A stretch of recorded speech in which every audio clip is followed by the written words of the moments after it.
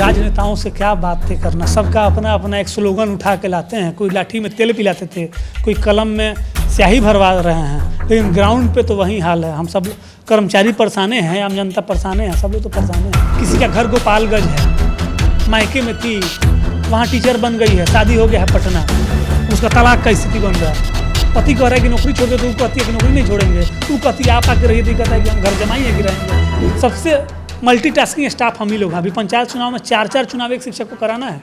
नमस्कार, आप देख रहे हैं द इंडिया टॉप। मैं हूं आदेशपुरी। बिहार में शिक्षक जो भर्ती प्रक्रिया है वो इतना पेचीदा और उलझाऊ बना दिया गया है कि खुद शिक्षक और शिक्षा विभाग दोनों इससे परेशान रहते हैं। आपको बताएं कि अभी कुछ दिन पहले ही यह नियम बनाया गया कि आपको प्रिंसिपल बनना है तो उसके लिए कुछ क्वालिफिकेशन तय किए गए हैं, और ये क्वालिफिकेशन जो है शिक्षक संघ मानने को तैयार नहीं है, क्योंकि विभिन्न संवर्ग हैं। नियोजन की प्रक्रिया अपनाई गई, अलग अलग समय थे, समय काफ़ी लगा, आंदोलन चला, कोर्ट में मामला चला। इसके कारण सारी प्रक्रिया जो है वो लेट रही और एज भी काफ़ी पार करते रहा। हमारे साथ हैं अश्वनी पांडे जी, हैं शिक्षक हैं, हमेशा आप जानते हैं कि जुड़े हुए रहते हैं शिक्षक के अधिकारों को लेकर। इनसे ही बात करेंगे कि क्या आखिर समस्या आ गई है कि फिर से शिक्षकों को गर्दनी बाग में इकट्ठा होना पड़ रहा है आंदोलन के लिए। तो अश्वनी पांडे जी, क्या है मामला जो प्रिंसिपल बनने का है? पूरा विस्तार से और अच्छे से बताते कि क्या क्या इसमें चूक है और किस कारण से आप लोग नाराज़ हैं। बिहार सरकार ने जब शुरुआत हुई थी नियोजित शिक्षकों की बहाली की, तो पहले था कि सर्टिफिकेट दिखाओ और नौकरी पाओ। खूब प्रचार हुआ कि एकदम कम खर्चे में हम बहुत बढ़िया शिक्षा कर दिए। फिर हम लोग आ गए, चूँकि 2009 में RT देश में लागू हुआ और उसके बाद 10 में इम्प्लीमेंट हुआ, तो ये हो गया कि नहीं, एग्ज़ाम के थ्रू ही आपको कोई भी टीचर एबिलिटी टेस्ट जो स्टेट होगा वो अपने स्टेट के हिसाब से करेगा। सेंट्रल के लिए सीटेट तय हुआ, उस हिसाब से बहाली हुई। तो 11 में पहली बार TET का आयोजन हुआ बिहार में, और उसके बाद उससे बहाली होने लगी।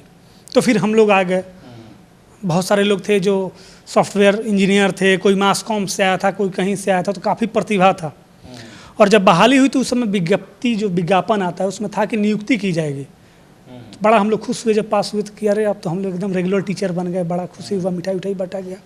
लेकिन हम लोगों को भी ला के उस शिक्षा मित्र और नियोजित शिक्षक जो कहिए उसके गोदी में उससे एक कदम नीचे ही बिठा दिया गया। सारा मतलब हम लोग का खुशी हवा हो गया। उसके बाद हम लोग के आने के बाद ये शुरू हुआ, नया नया हम लोग ये लेके आते थे कि असिस्टेंट टीचर पद होता है वो बनाइए, समान काम समान वेतन, सेम वर्क सेम पे, उसका केस हम लोग किए। तो सरकार घिरती दिखी। उसके बाद ये नियोजित शिक्षक सरकार के लिए सरदर्द होने लगे। तो भांति भांति से नियोजित शिक्षकों को, जो सरकार खुद से कहती थी कि इनको हम ला के शिक्षा व्यवस्था में उत्तरोत्तर विकास किए हैं, वो खुद अब अपने शिक्षकों को ही कटघरे में घेरने लगी। सर्टिफिकेट के नाम पे तो कुछ बहुत सारा फर्जीवाड़ा का आरोप लगाने लगी। हम लोगों को भी लगता है कि कुछ % लोग हैं वैसे, और वो लोग गवर्नमेंट से जुड़े लोग, चाहे जिसकी भी जब सत्ता रही है वैसे लोग ही आए हैं। 10 साल से निगरानी जांच कर रहा है, कुछ नहीं हुआ। और ये जांच के नाम पे केवल जेन्युइन शिक्षकों को परेशान किया जा रहा है। ठीक, इसी बीच में आपने देखा कि निगरानी का मामला चल ही रहा था, तरीके भांति भांति से टॉर्चर करने का। उसके बाद फिर ये लोग लाए कि हम प्रधान शिक्षक और प्रधान अध्यापक की बहाली करेंगे विद्यालयों में। तो उसके लिए इन लोगों ने सबसे पहले, कोई भी नियमावली बनता है तो जिसके लिए बनता है उससे पूछा जाता है ना, उसको उसके सामने रखा जाए। पहले कैबिनेट में पास हुआ, उसके बाद जारी किया गया, और उसमें बहुत सारे ड्रॉबैक हैं। और ड्रॉबैक केवल हमारे लिए नहीं है, मतलब पूरे बिहार के लिए है। जो पूरे देश का जो मानक तय है उससे खिलवाड़ किया जा रहा है। आखिर RT है, राइट टू एजुकेशन है, NCT है, एक संस्था है जो शिक्षकों के क्वालिफिकेशन को तय करती है कौन लोग शिक्षक बनेंगे। NEP नया शिक्षा जो पॉलिसी आई, न्यू एजुकेशन पॉलिसी 2020, पूरा गवर्नमेंट, दोनों जगह 3 ही लोगों की सरकार है, पूरा छाती पीटा लोग एकदम उत्तरोत्तर ये करेंगे, पूरा बवाल मच जाएगा पूरे देश में। लेकिन बिहार में उसका एकदम धत्ता दिखाया जा रहा है उसको। जब आप ये किए, उसमें स्पष्ट है 2009 के बाद से, 10 के बाद से, कि किसी भी तरीके के शिक्षक हों, प्रमोशन हो या फिर किसी तरीके का आप नया सीट क्रिएट करते हैं शिक्षा विभाग में बतौर शिक्षक पठन पाठन या उससे जुड़े कार्यों के लिए, तो उसमें TET, CTET या अन्य, जैसे आप मान लिया हाई स्कूल है तो STET वगैरह का एग्जाम, चूँकि अब तो हाई स्कूल भी आ गया राइट टू एजुकेशन के तहत। 1 से लेकर 12वीं तक अब समग्र शिक्षा अभियान हो गया। पहले 2 अलग अलग थे, सर्व शिक्षा अभियान और ये माध्यमिक शिक्षा अभियान, दोनों जुड़ के 1 से लेकर 12वीं तक अब ये समग्र शिक्षा अभियान हो गया। तो ये था तो इसमें है कि शिक्षक बनने के लिए ये टीईटी, सीटीईटी या एसटीईटी क्वालिफाई करना अनिवार्य है। उसके बाद जो राज्य सरकारें अपने हिसाब से किन्हीं को लगता है कि नहीं यही मेरा मानक है, तो लोग उस पर बहाली करते हैं। कहीं कहीं मेंस लिया जाता है, कहीं कहीं और सारे बोर्डों से एग्जाम लिया जाता है आफ्टर टीईटी। मतलब टीईटी तो अनिवार्य हैं। बिहार में टीईटी और एकेडमिक मार्क्स पे बहाली हुई टीचरों की 2010 के बाद से बहाली शुरू हो गई। अब जो प्रधान शिक्षक की बहाली करनी है तो उसमें टीईटी की बाध्यता नहीं है, कोई बन सकता है। और जो टीईटी वाले हैं वो 2011 में परीक्षा दिए, लगभग 13 से लोगों की बहाली शुरू हुई, तो किन्हीं का 8 साल नहीं हो रहा है। तो प्रारंभिक स्कूलों में 8 साल का फाउंडेशन लगा दिया गया, और वो भी नियुक्ति या प्रशिक्षण दोनों में जो बाद का हो। तो बिहार और बंगाल को स्पेशल स्टेटस मिला हुआ था केंद्र से कि आपके पास इंफ्रास्ट्रक्चर की कमी है। तो आपको पता होगा कि उस समय लगभग 11 में जितने युवा थे जो इंटर पास थे, ग्रेजुएशन थे, लगभग उस टीचर वाले एग्जाम में बैठे थे। महापरीक्षा था, 30-32 लाख लोग बैठे थे, लगभग बिहार के युवा बैठे थे। चूँकि उसमें अनट्रेंड को भी शामिल करने का प्रावधान था, बिहार और बंगाल को स्पेशल गजट के तहत छूट मिला हुआ था। तो आप हमारा वो काउंट नहीं कर रहे हैं ज्वाइनिंग से, तो हम बकरी चला रहे थे क्या कि स्कूल में पढ़ा ही रहे थे। अगर आप हैं, आप बतौर एंकर हैं, इस चैनल में आपको एडवर्टाइज करके मतलब बहाल किया गया, तो उस समय जो कंडीशन होगा उसको आप फुलफिल करके आए हैं, तो आपके उस एक्सपीरियंस को काउंट कैसे नहीं किया जाएगा। ट्रेनिंग कराना आपकी जवाबदेही थी। मतलब गवर्नमेंट को ये आदेश दिया गया था कि शिक्षक को आप प्रशिक्षित बहाल करिए और आप अपने संसाधनों से जल्दी इनको ट्रेन कराइए। इन लोगों ने ट्रेनिंग नहीं कराया, हम लोगों को आर्थिक नुकसान हुआ, अनट्रेन का दंश हम लोग बहुत दिन झेले, कम वेतन उठाए। उसके बाद से ये प्रधानाध्यापक वाला में टीईटी आप कंपल्सरी किए नहीं, जो करना चाहिए था। और दूसरा जो चूँकि हम लोग ना आ जाएं, मेरिट वाले लोग आके इस एग्ज़ाम को क्रैक ना कर दें, तो इसमें क्या किया कि 8 साल का फाउंडेशन लगा दिया। अब बताइए कैसे इसमें कौन लोग बैठेंगे फिर।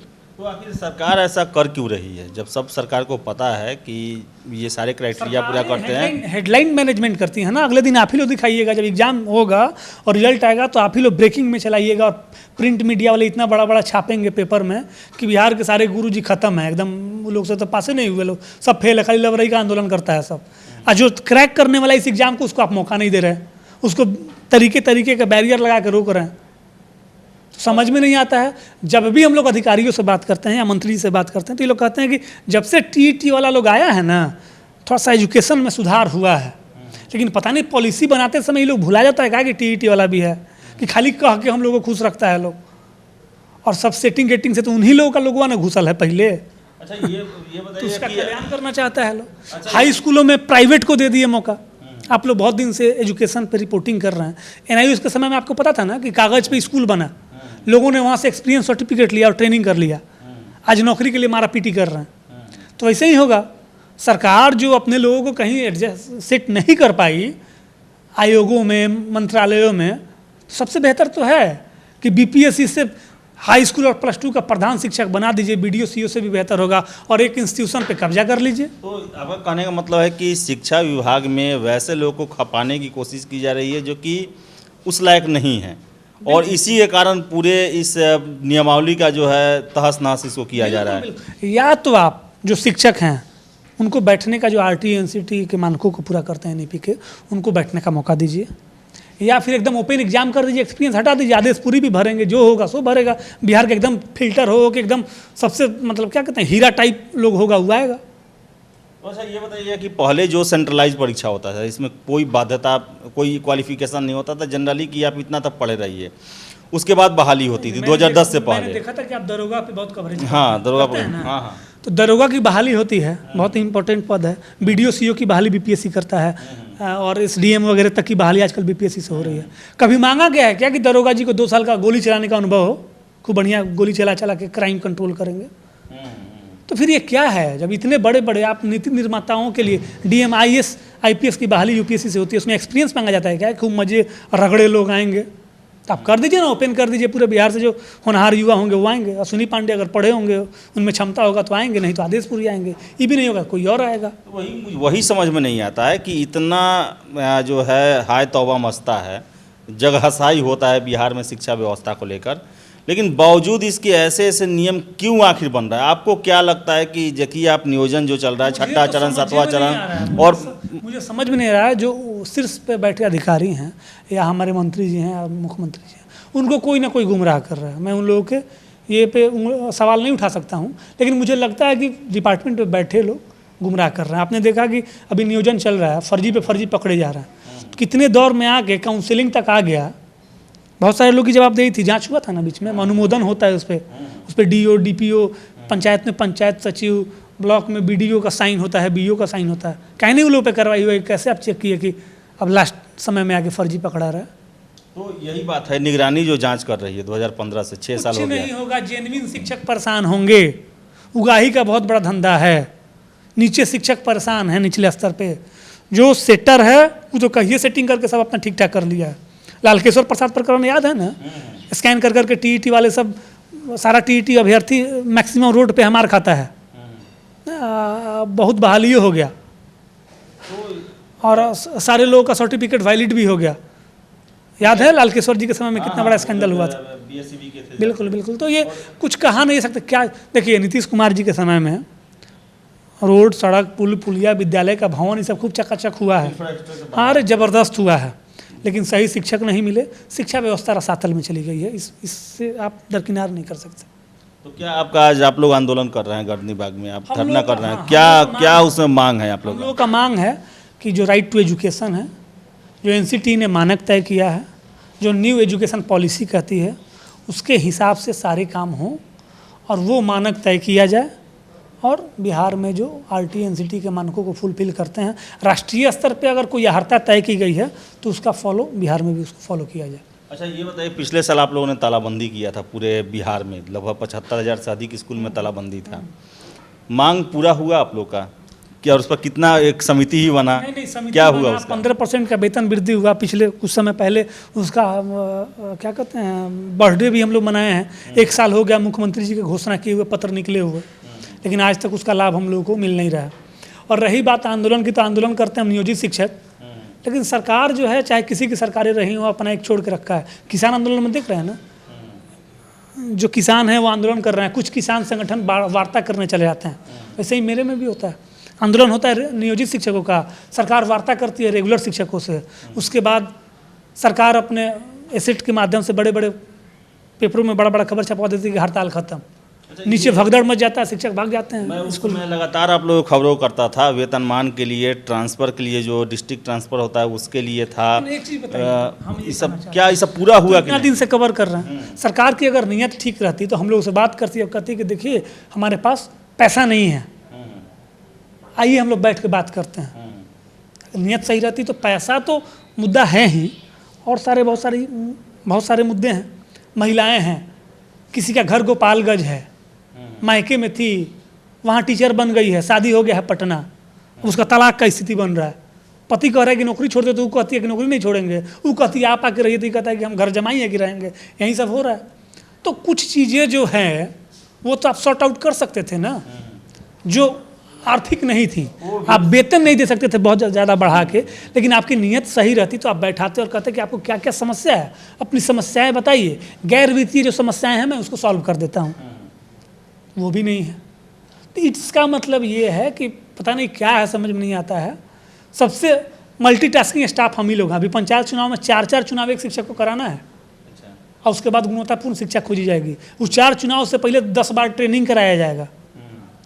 तो यही सब स्थिति है, क्या कहिए। 2005 में जब नीतीश कुमार 6 में आए होते, उसमें वो कहते थे कि अब जमाना वो नहीं रहा कि लाठी में तेल पिलाया जाए, कलम में स्याही डालने वाला समय आ गया, स्याही पिलाने वाला। क्या लगता है कि ये भी नारा बन के रह गया या फिर ज़मीन पर उतरा भी कुछ? अरे राजनेताओं से क्या बातें करना, सबका अपना अपना एक स्लोगन उठा के लाते हैं। कोई लाठी में तेल पिलाते थे, कोई कलम में स्याही भरवा रहे हैं, लेकिन ग्राउंड पे तो वही हाल है। हम सब कर्मचारी परेशाने हैं, आम जनता परेशाने हैं, सब लोग तो परेशाने हैं। ये विजय चौधरी कुछ दिन पहले दिल्ली गए थे, उन्होंने कहा था कि MDM को अलग किया जाए स्कूल से, बिल्कुल स्वागत करते हैं। और नाश्ता भी जोड़ने वाला है सरकार, उसको भी अलग करने का उन्होंने जो कहा था। जोड़ना है सो जोड़े, उसके लिए अलग बहाली कर ले, किसी NGO के माध्यम से कर दें। जैसे हम लोग तो मांग करते हैं कि सारे गैर शैक्षणिक कार्य से हम लोग को दूर किया जाए। जो भी सरकारी कर्मचारी हैं, चाहे वो नियोजित शिक्षक हमारे जैसे हों, BDO, CO, SDO, DM जो भी हों, आप जैसे लोग जो किसी तरीके से सरकारी लाभ उठा रहे हैं, सबको कंपल्सरी कर दे, सबकी शिक्षा एक समान, सरकारी स्कूलों में जाने के लिए बाध्य करिए ना, ऑटोमेटिक सुधार हो जाएगा। हमारे BDO साहब का बच्चा या आदेशपुरी के घर का बच्चा पढ़ेगा तो मजा लग के सुनी पांडे ना पढ़ाएं। आप भी छोटे शहर से आप देखते हैं ना, मैट्रिक इंटर पास करके प्राइवेट स्कूलों में मैडम और मिस हो जा रहा है लोग, वो सब लोग पढ़ा रहे हैं। और हम लोग नहीं, हमारे यहाँ इलिटरेट वर्ग के बच्चों को भेजा जाता है जो MDM, पोशाक, छात्र, यही सब में फंसा रहता है साइकिल में, उसको उससे मतलब नहीं है। एकदम अखाड़ा बन गया है स्कूल राजनीति का छोटे स्तर पे। सारी योजनाओं को सरकारी योजनाओं को क्रियान्वित करने का सेंटर हम लोग हो गए हैं। सरकार का कोई योजना जो फेल हो रहा है किसी कर्मचारी से नहीं सुना जा, वहाँ एकदम मैंने क्या कहते हैं संकट मोचन हनुमान जी की तरह हम लोग को भेजा दिया जाता है और हम लोग कंधा लगा के उसको खींच देते हैं और बदले में रिवार्ड में वहीं गाली मिलता है कि फर्जी है, सब नहीं पढ़ाता है, ख़त्म है। अरे भैया, हमसे पढ़ाने के अलावा तो सारा कमवा लेते हैं। अच्छा, ये बताइए, अभी तक आप लोगों ने बहुत आंदोलन किया है, अभी भी आज आप आंदोलन में ही भाग लेने के लिए आए हैं, क्या लगता है कि सरकार सुनेगी और जो ये लगाया गया है नियम इसे हटाया जाएगा? सुनना पड़ेगा, चूँकि बहुत सारे स्टेट गवर्नमेंटों ने ऐसा किया था, तो आखिर न्यायपालिका है ना, राष्ट्रीय स्तर पर अगर मानक बना हुआ है तो अंत में हम लोग न्यायपालिका का दरवाजा खटखटाएंगे। अगर सरकार नहीं मानी तो सड़क पे तो आंदोलन करेंगे ही, न्यायालय तक सरकार को घसीट के ले जाएंगे। और अगल बगल के राज्यों में सरकारें ऐसी हिमाकत करने की कोशिश की थी जिसको वहाँ के माननीय उच्च न्यायालयों ने रद्द किया है। तो हमको उम्मीद है कि बिहार का उच्च न्यायालय भी वैसे ही करेगा, पटना उच्च। लेकिन और जगह काफ़ी संगठित रहते हैं, आप लोगों में हम देखते हैं कि कितना संघ बना हुआ है, हम लोग भी नहीं जान पाते हैं। सरकार की साजिश है ना, तो जब हम लोग सशक्त होकर खड़ा होते हैं तो दूगो नेता हम ही लोगों में से तुड़ के हमारा प्रखंड अध्यक्ष, प्रदेश अध्यक्ष बनने के लिए बेताब हो जाता है, तोड़ दिया जाता है उसी को, कोई ना कोई लालच दे के कुछ ना कुछ करके। इतना ना गुट है, उसी में से वो कमजोर का गुटवा को, जो सरकार का पोसुआ गुट है, उसको बुला के बतिया लेगा और उससे घोषणा करा देगा कि हड़ताल टूट गया, शिक्षक बेचैन हो जाते हैं। तो सरकार संगठित नहीं रहने देती है ना। आप किसान आंदोलन में देख चुके हैं, अन्य सारे, आप दरोगा के आंदोलन में देखिए, जो जेन्युइन कैंडिडेट होंगे वो पिटा रहे होंगे, 4 को जाके बतिया लेगा, कहेगा कि ना हम सहमत हैं सरकार की बातों से, ठीक है। तो यही सब होते रहता है। सरकार तो किसी की सरकार रही हो, हम भी बन जाए मुख्यमंत्री तो शायद हम भी यही करें कि उसको मतलब कैसे कुचला जाए। और माननीय मुख्यमंत्री तो आंदोलन की उपज ही है, ये तो आंदोलन से आए ही हैं, ये लोग तो एकदम एक्सपीरियंस है कैसे आंदोलन को धग रगड़ के मिस के बर्बाद कर देना है। चूँकि लोग तो आंदोलन से ही यहाँ तक आए हैं, सारे लोग लगभग बिहार के जो टॉप नेता हैं अभी सब JP आंदोलन के उपज हैं, तो सबको पता है कि आंदोलन को क्रैश कैसे करना है, वैसे करता है लोग। तो अश्वनी पांडे हैं, इन्होंने सारी समस्याओं को बताया जिससे आज बिहार के शिक्षक जूझ रहे हैं और असंतुष्ट हैं, और इसका ही सबसे ज़्यादा असर पड़ता है बिहार के सरकारी शिक्षा पे। स्कूल जो हैं वो एक तरह से बिल्डिंग तो बन गया है, लेकिन वहाँ से सरस्वती जी का आवास धीरे धीरे कम होते जा रहा है। MDM, साइकिल, पोशाक खाने के लिए छात्र पहुँचते हैं। विद्यालयों में सरस्वती पूजा होता था, सरस्वती का स्थान था, आज शिक्षक अंडा छीलते हैं। बताइए कहाँ चला गया हमारा शिक्षा। इतना ना प्रयोग हुआ, इतना ना, आपको भी याद होगा, हमको तो याद है कि मेरे एक दुबे जी सर थे, हमको हमारा संस्कृत कमजोर था, सहतौते बालक बालको बालका यादें नहीं होता था हमको। एक के दिन इतना पीटे थे कि अगला दिन रात भर जग के हम याद किए और कल होकर सुनाए थे। तो कहीं ना जो बच्चे माँ बाप से नहीं सुधरते थे उनका कंप्लेंट टीचर के पास जाता था और टीचर का नाम सुन के वो बच्चा कांपने लगता था। तो इतना ना प्रयोग हुआ, इतना ना प्रयोग हुआ कि आज हम लोग खिलौना बन के रह गए हैं। यही तो है, खिलौना बन के रह गए हैं। और इन्होंने सारी समस्याओं को बताया, और शिक्षक जो हैं वो पढ़ाने से ज़्यादा वो आंदोलन करने के लिए ही पूरे सब कहें तो बिहार में विख्यात हैं। हमेशा पेपर में या न्यूज़ में आप सुनते होंगे कि आंदोलन होगा, ये संघ आज इनका घेराव किया, वो संघ आज यहाँ पर पुतला दहन किया। तो इन सब से निकलने की ज़रूरत है। और बिहार में जो पहले की ही शिक्षा व्यवस्था थी, जो जैसे गुरु थे, जो सुविधाएं उनको दी जाती थी, वही देने की ज़रूरत है। एक्सपेरिमेंट से हमारा जो शिक्षा व्यवस्था है वो सबसे ज़्यादा प्रभावित हुआ है, सबसे उलझाऊं और सबसे उबाऊ व्यवस्था बन के रह गया। तो ज़रूरत है जो शिक्षकों की मांग है उस पर गौर किया जाए, क्योंकि शिक्षक ही जानते हैं कि शिक्षा व्यवस्था को कैसे पटरी पर लाया जा सकता है। तो फिलहाल इस वीडियो में इतना ही। वीडियो पसंद आया लाइक शेयर करें, हमारे चैनल द इंडिया टॉप को सब्सक्राइब जरूर कर लें। धन्यवाद।